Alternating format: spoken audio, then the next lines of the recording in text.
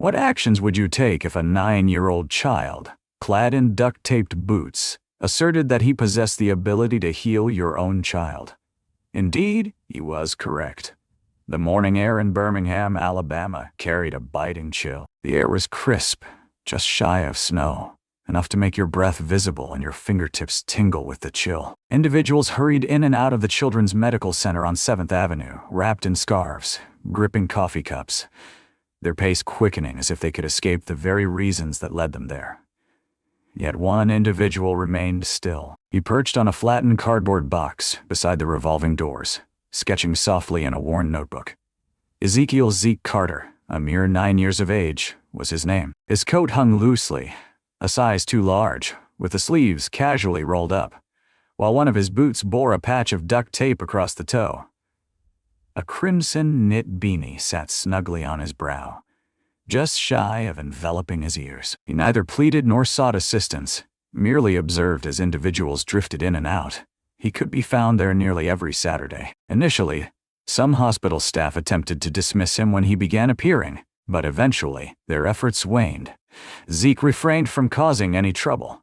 He offered a smile in response to the words directed at him. When he wasn't lost in the pages of his notebook, he was observing the world around him. Perpetually observing. Most people assumed he had a guardian within, perhaps ailing kin. Perhaps he was merely biding his time for a lift. No one inquired too deeply, not in a setting such as that. Across the street, a dark silver Range Rover sat parked by a fire hydrant, its engine softly humming. The engine hummed steadily, yet the driver remained still, unmoving. Seated within the confines of the room was Jonathan Reeves, a man in his late 40s, distinguished by a sharp jawline and the subtle silvering of his temples. His tie hung loosely around his neck. His collar bore the marks of neglect, creased and crumpled. He possessed wealth. The car shimmered, its surface reflecting the harsh glow of the hospital's fluorescent lights.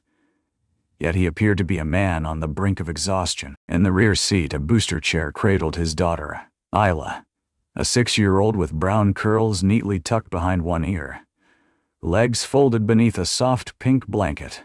Her eyes were wide, yet silence enveloped her. The incident had transformed everything. In one fleeting moment, she was scaling trees and dashing through the backyard alongside her cousins. In the following moment, she found herself paralyzed from the waist down, enveloped in a profound silence. Jonathan swung open the back door, gently lifted her into his arms, and made his way toward the entrance. At first, he overlooked Zeke. The majority did not, yet Zeke observed him. Why? He observed how Jonathan cradled her, as if she were fragile and could shatter at any moment. Her gaze remained steadfastly on the sky, deliberately steering clear of the looming structure. Zeke's gaze lingered more than it typically did. Just as they were about to leave, he rose to his feet and proclaimed, "Sir, I have the ability to restore your daughter's ability to walk." Jonathan halted abruptly, caught in a moment of stillness. Not due to offense or confusion, but rather because of the manner in which the words were delivered. Not in the manner of a sales pitch, not in jest, simply gentle, transparent, and earnest. Zeke held a firm conviction in it. Jonathan pivoted, his gaze sharp and focused. "What was that you just uttered?" Zeke remained unperturbed. He advanced, securing his notebook beneath his arm. "I expressed my willingness to assist her in regaining the ability to walk once more." Jonathan fixed his gaze upon him, his arms encircling Isla with a firm grip. "That's not amusing, young one. I was serious." Zeke's voice remained steady. A smile was absent, only that same hushed cadence, a maturity that resides within the confines of youthful form. Jonathan cast his gaze upon Zeke's attire, particularly the boot, its surface adorned with tape, the shattered lenses of the glasses dangling from the boy's shirt collar. This must surely be an odd twist of fate. Perhaps it could be considered a deception. He pivoted and stepped inside, silence enveloping him like a shroud. Yet, within the confines of his mind, the thoughts persisted, refusing to fade away. The manner in which the child expressed it, not with expectation, not with uncertainty, yet it stood as an undeniable truth. Yet a certain quality of that voice lingered in Jonathan's mind. It would continue to tug at him, an unrelenting force, until he returned. Jonathan endeavored to erase the child from his thoughts. For the next few hours, he remained seated, observing Isla's appointments unfold before him, listening intently to the insights shared by therapists, neurologists, and specialists, each of them resorting to the familiar phrases they have always employed, guiding perceptions. A lengthy journey lies before us. Great things unfold gradually. He had listened to every word, yet Zeke's words echoed in his mind, persistent and unyielding. I possess the ability to restore your daughter's ability to walk once more. As the afternoon sun began its descent, Jonathan and Isla emerged from the building. The sun pierced the clouds, yet the chill lingered, biting at the skin. As he approached the car, cradling Isla in his arms as was his custom, he caught sight of Zeke once more, remaining present. Identical container, identical notebook. This time, however, his gaze was fixed on Jonathan, as if he were aware that he would return. Jonathan paused, uncertainty flickering in his eyes. He cast a fleeting look at Isla. Her head gently nestled against his shoulder. Shut tight, the eyes remain. Her form was ethereal. Insufficient weight for a child her age. He pivoted. Oh, it's you once more, he murmured softly as he approached. What prompts you to express such a thought? Do you find amusement in this? Zeke slowly shook his head. Absolutely not, sir. You have no real understanding of her. With a swift motion, Jonathan lowered Isla into the back seat, his demeanor shifting in an instant. You have no idea of the trials she has faced. You have no idea of the trials she has faced. You cannot fathom the depths of our experiences. Zeke stood his ground. Assistance doesn't require familiarity. Jonathan stood tall.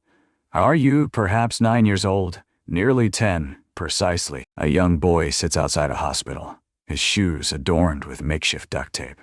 What could you possibly understand about assisting someone such as my daughter? Zeke gazed downward, his fingers gliding along the rim of his notebook. He spoke softly, reminiscing about how his mother once helped people regain their ability to walk.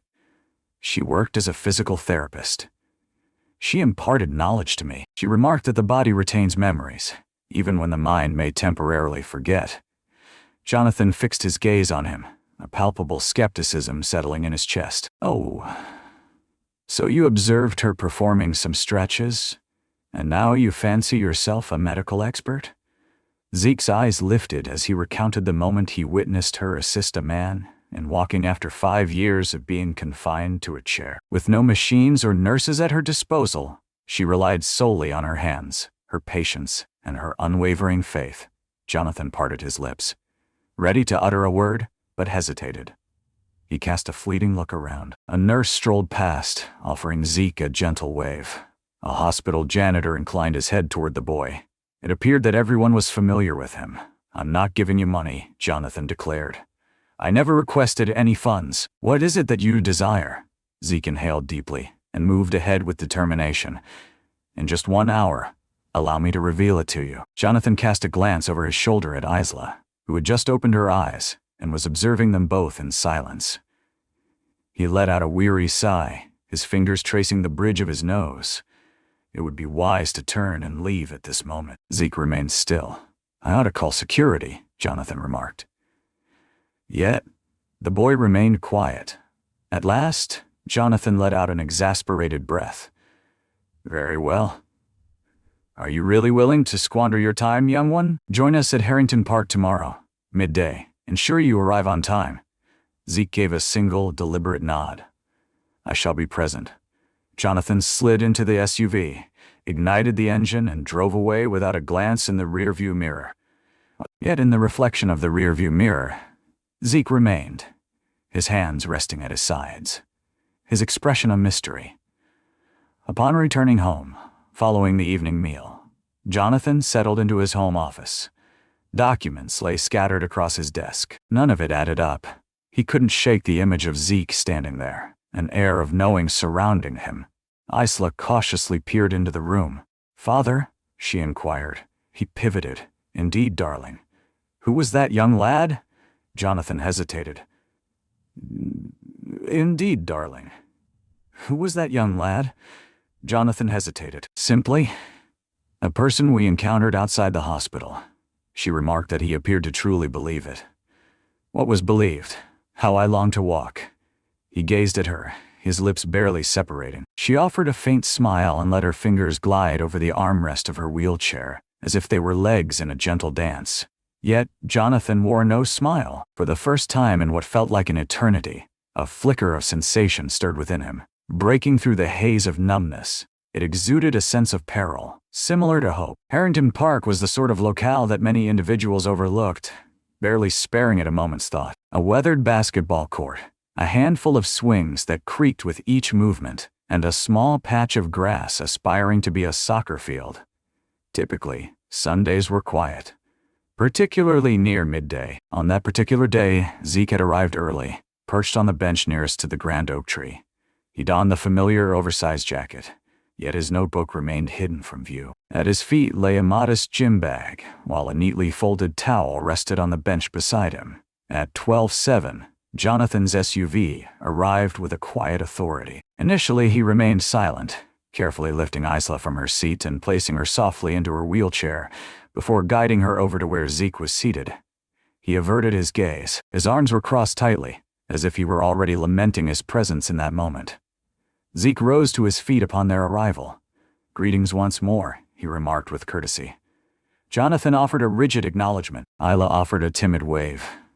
Zeke offered her a warm smile. "Hello, Isla." Her eyes sparkled with a hint of excitement.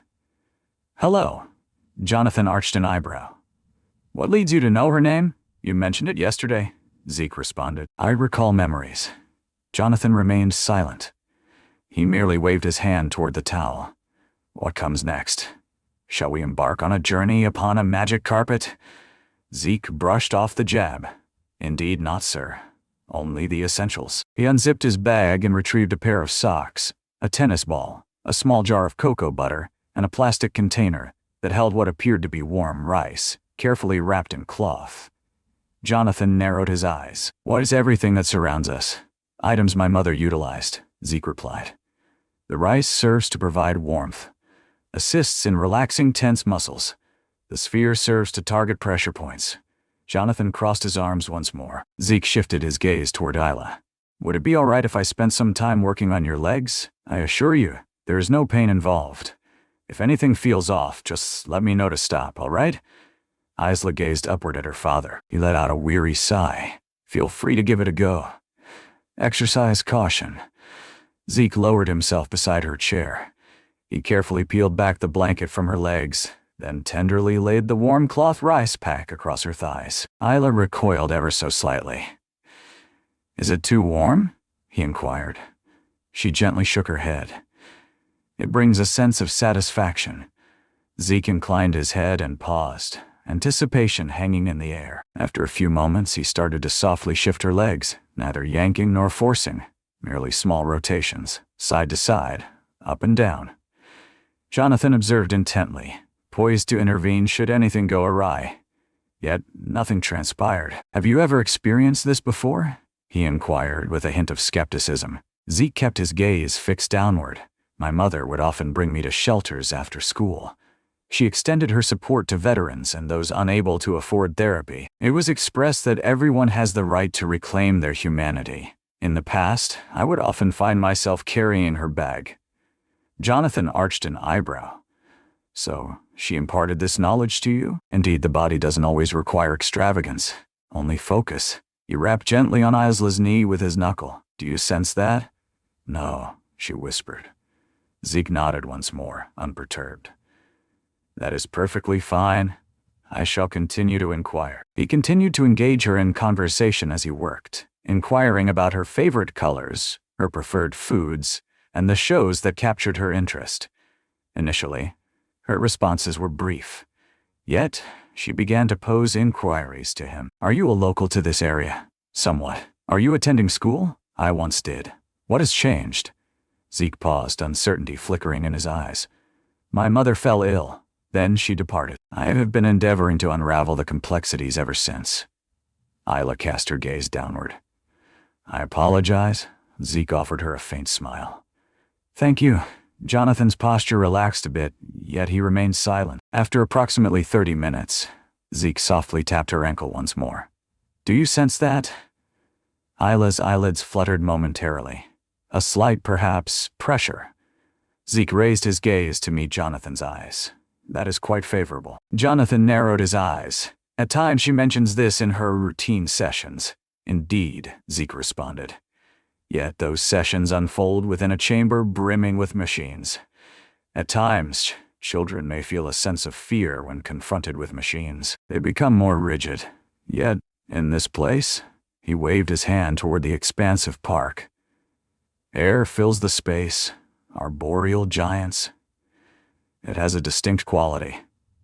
Jonathan remained silent, yet he was undeniably attentive at this moment. Zeke assisted Isla in stretching her legs. Next, she was instructed to experiment with a few basic movements using her toes. Merely swaying, she made an effort. Nothing particularly noteworthy occurred. Yet she appeared unfazed. I'll show you again next week, Zeke said, rising to his feet. Patience is essential. However, your muscles, he gestured toward her thighs. They retain the knowledge of their purpose. One simply needs to offer a gentle reminder. Isla beamed, her smile widening even more. Very well. Jonathan took a moment to clear his throat. We're not making any promises, he said hastily. Zeke inclined his head in acknowledgement. I am not either. I am simply making an effort. Jonathan fixed his gaze upon him for a lingering moment. Suddenly, he plunged his hand into the depths of his coat pocket, retrieving a neatly folded bill, which he extended toward her with a deliberate gesture. Zeke withdrew, creating distance. Absolutely not, sir. Your money holds no value for me. Jonathan's expression was one of astonishment. What compels you to take this action? Zeke gave a nonchalant shrug. For the reason that your daughter smiled. Jonathan cast his gaze downward at Isla. Her smile lingered, unwavering.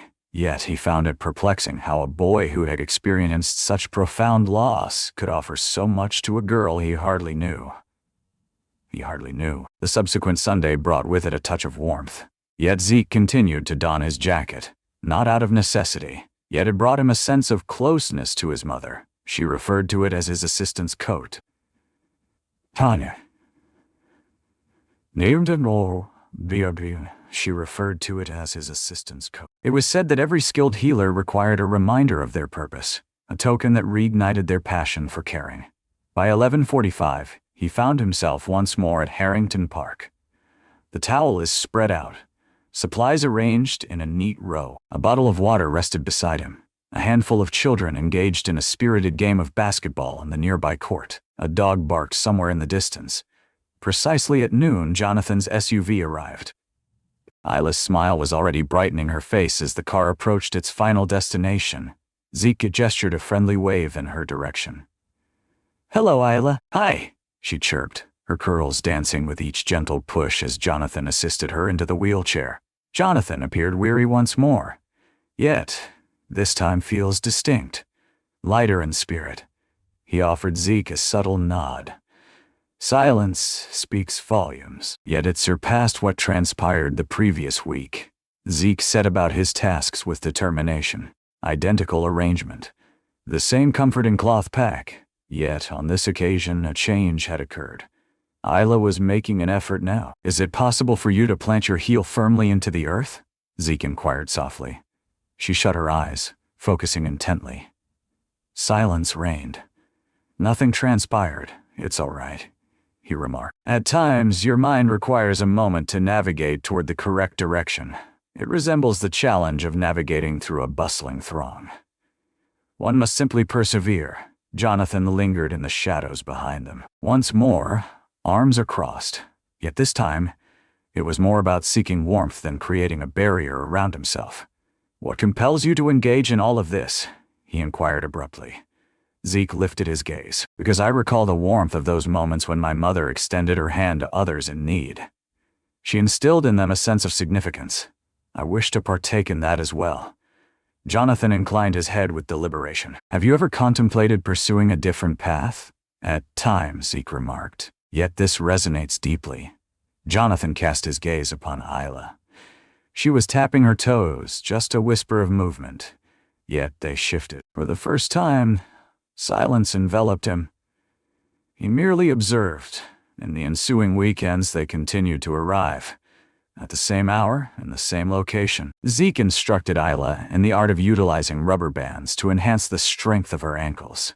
He sent tennis balls rolling beneath her feet, a playful gesture to jog her brain's memory of their location. He demonstrated to Jonathan the art of massaging the pressure points nestled behind her knees, elucidating the purpose of each nerve, even in its moments of silence.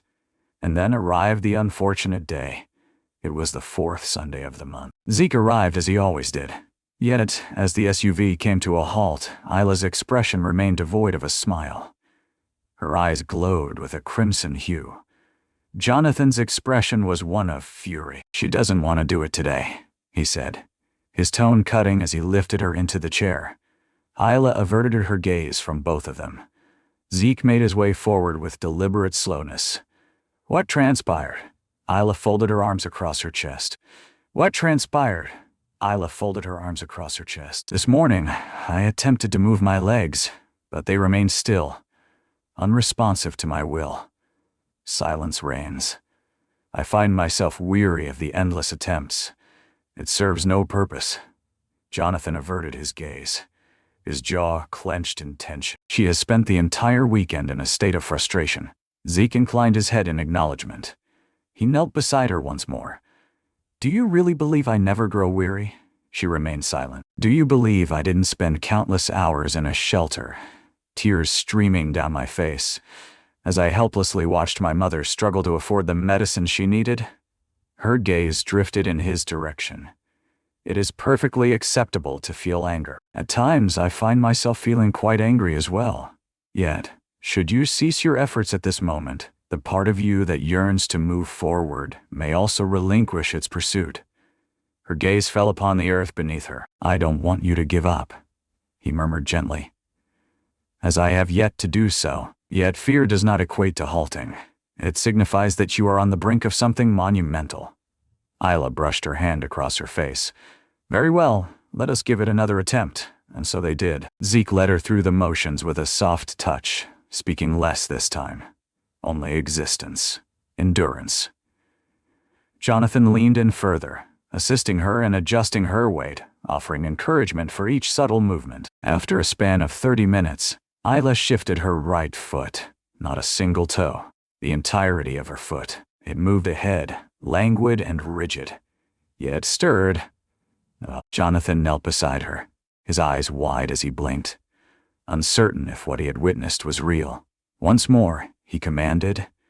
She certainly did. Zeke offered a smile, yet remained silent. He merely reclined and observed. Later that night, Jonathan found himself outside his home on Crestview Drive, gazing up at the moon. He had ceased to ponder the true nature of Zeke. The question had lost its significance. Within the confines of her room, Isla's laughter bubbled forth as she animatedly recounted the foot slide incident to her aunt, her voice echoing through the speakerphone. After 6 long months, the house finally shed its resemblance to a sterile hospital room. It resonated with the warmth of familiarity once more. Yet a subtle transformation began to stir within Jonathan. Not merely the sight of his daughter's legs, but the heaviness that settled within his own chest, the weight of remorse, the sense of pride, the barrier he had constructed between his inner self and the outside realm. It was breaking apart. On a languid Monday afternoon, Jonathan found himself ensconced in his office, his gaze fixed upon a contract that lay untouched before him. His phone vibrated intermittently, each buzz a reminder of the world outside. Correspondence, communications, client briefings. Yet none of it seemed to carry the weight of urgency any longer. What continued to echo in his thoughts was that moment in the park. Isla's foot glided forward as if it had reclaimed its rightful place. He had witnessed it, through his own gaze. It was a 9-year-old, clad in taped-up boots, who orchestrated the entire affair, a child untouched by the weight of a last name he had never known. He initiated a fresh browser tab and entered the name Ezekiel Carter Birmingham. No significant findings emerged. only a handful of scattered results. He navigated through the archives of bygone local newsletters and school databases. There were several references to Isaac and his mother, Monique Carter, at a local community clinic. There is no address provided, no current updates available. He closed the laptop and reclined in his chair. This child was a specter. Yet he was not. Come Saturday, they found themselves once more at Harrington Park. Yet a sense of change lingered in the air. Jonathan arrived with an additional mat and a portable chair. Upon their arrival, he presented Zeke with a sandwich. I refrained from mentioning it. I simply set it down next to his gym bag. Zeke offered a quiet expression of gratitude and carefully stowed it for future use. Are you prepared, Isla? He inquired. She raised her thumb high in approval. Let us embark on this endeavor. They settled into a rhythm. Warmth envelops the muscles. Gentle stretches awaken the body, and the toes dance in flexion. Today, Jonathan immersed himself completely. He perched upon the grass, legs crossed in a relaxed manner, executing each movement as Zeke described. I even stumbled once. You're bending the wrong way, Zeke remarked, a playful grin spreading across his face. Jonathan cast a sidelong glance at him. It has been ages since I last engaged in the art of stretching, not since my college days. They shared a hearty laugh. Even Isla. Approximately 20 minutes in, Zeke inclined his body forward. Very well, Isla. Let us embark on a new endeavor. He retrieved a belt from his bag, carefully unfurling it before positioning it beneath her knees, demonstrating to Jonathan the proper way to grasp each end. She is about to attempt lifting both knees now. Merely a touch. We assist in restoring her equilibrium. She orchestrates the motion. Jonathan's eyelids fluttered momentarily. Are you certain? Zeke inclined his head in acknowledgement. She stands poised, prepared for what lies ahead. They allowed her a brief moment. Her brow furrowed in concentration. Gaze sharpened. She let out a soft grunt, her knees rising slightly in response. Just shy of an inch, yet they rose. Jonathan gazed at her, taken aback. Did you really do that? Her lips curved into a smile. I accomplished it. He gulped audibly. You truly accomplished it. Zeke nodded with deliberation, his gaze fixed on the belt. Do you see? The body holds on to memories. One must simply possess the patience to allow it to express itself. I have begun to softly lead Isla through the upcoming stretch. Once the session concluded and the equipment was being stowed away, Jonathan knelt next to Zeke. What lies ahead for you after this moment? Zeke offered a nonchalant shrug. In the vicinity, Jonathan spoke in a hushed tone. Do you have somewhere to rest your head? Zeke paused, a flicker of uncertainty crossing his face before he replied, Sometimes. Jonathan let out a slow breath, his fingers tracing the nape of his neck. Have you ever considered spending some time with us? Zeke's eyes grew wide with surprise. Are you truly serious? A guest room has been prepared? You would not be an obstacle. Zeke gazed at his hands. Are you certain your neighbors wouldn't have any objections to a kid like me?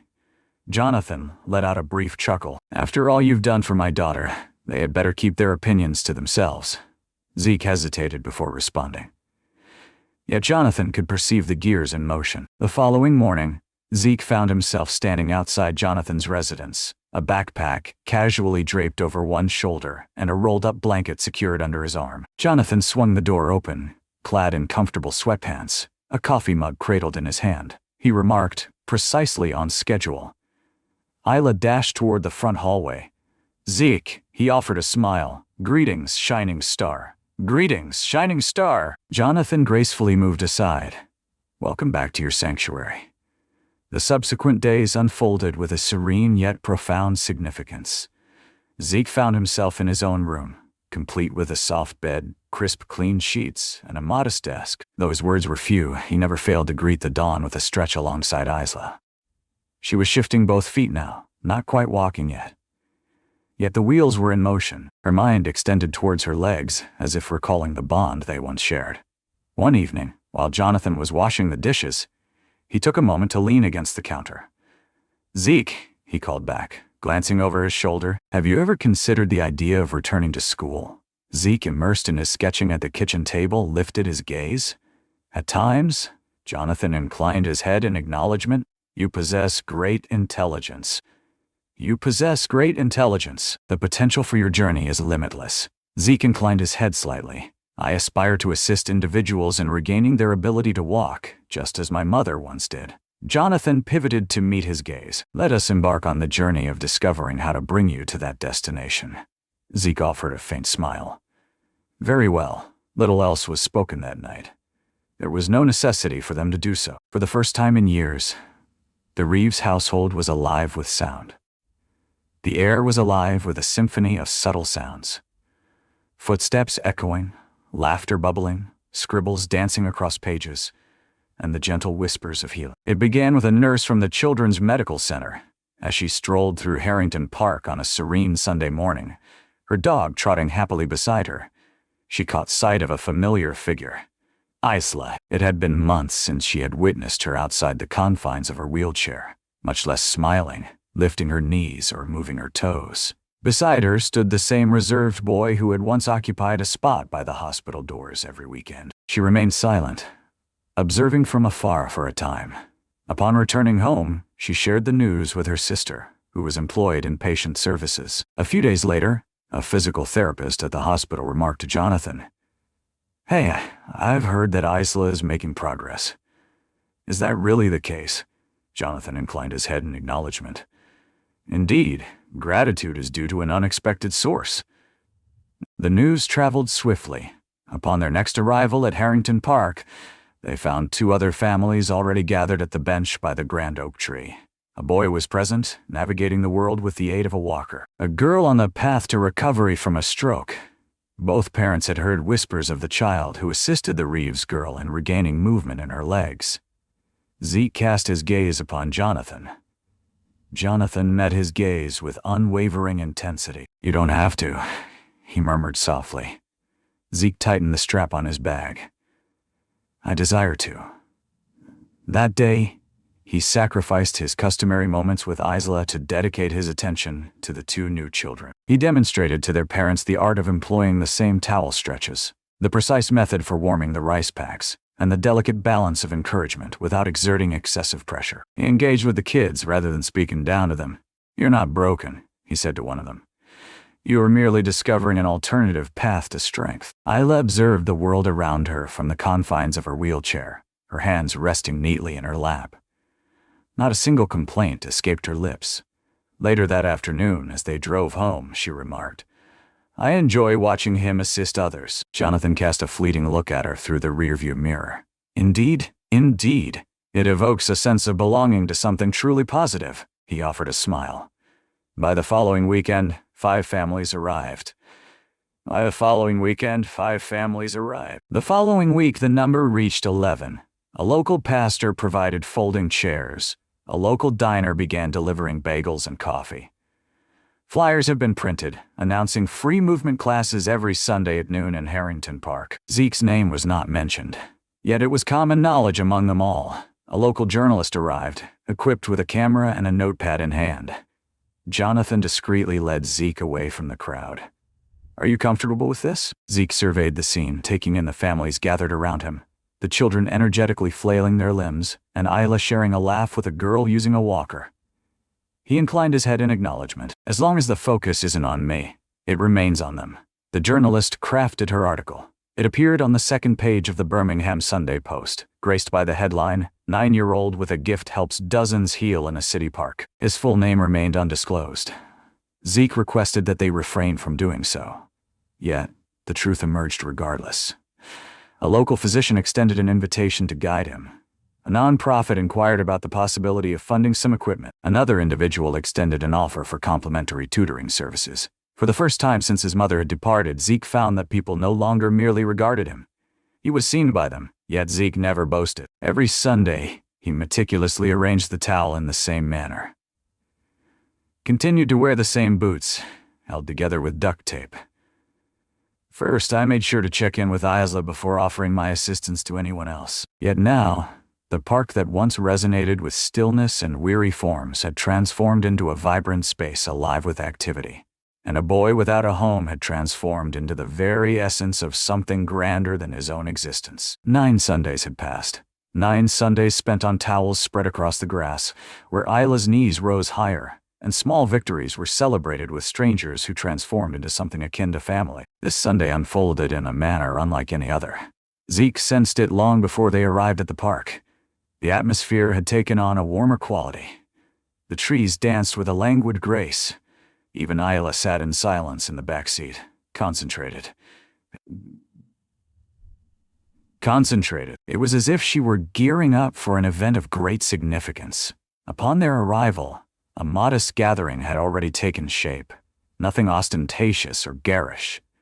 Families arranging their folding chairs, therapists positioned on their knees before children, parents gazing with optimism. Amidst the chaos, there stood the familiar weathered bench beneath the sprawling oak tree. Zeke remained silent at the outset. He unzipped his bag, unfurled the towel, and cast a glance at Isla.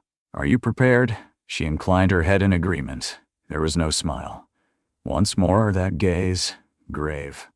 Resolute, Jonathan guided her to the heart of the mat. Zeke lowered himself to the ground before her. "Just like before," he murmured gently. "We assist you in rising to your feet. Handle the remaining tasks." Jonathan stepped behind her, his hands finding their way beneath her arms. Zeke tenderly positioned her legs, guiding them with care into their rightful place. "Very well," Zeke murmured. At the count of 3, she shut her eyes, surrendering to the darkness within. 1, 2, 3. Jonathan raised his burden. Zeke braced her knees with a firm yet gentle touch. And then came the moment. She rose to her feet. Her legs quivered with a subtle intensity. Her arms trembled. Yet she was awake, standing strong and independent. Silence enveloped the crowd. A few children inhaled sharply. One mother covered her mouth with a hand. Isla gradually opened her eyes, a smile spreading across her face. "I find myself standing." Zeke fought to hold back the moisture gathering in his eyes. "Indeed you are." "You are? You are?" Jonathan paused, a moment of stillness enveloping him as if the air had vanished. Then he released his grip. She remained awake through the night. He recoiled, trembling. She is accomplishing it." Zeke took a small step back as well. "She has been engaged in it." Isla ventured forth, her first step trembling beneath her. Then yet another. In that moment, with the innocence of 6 years and a heart full of courage, she ventured forth, taking a third step, unaccompanied, before tumbling into the safety of her father's embrace. He embraced her, laughter mingling with tears, his hands quivering as he cradled her close. "You accomplished it," he murmured softly. "You truly accomplished it." Isla glanced over at Zeke.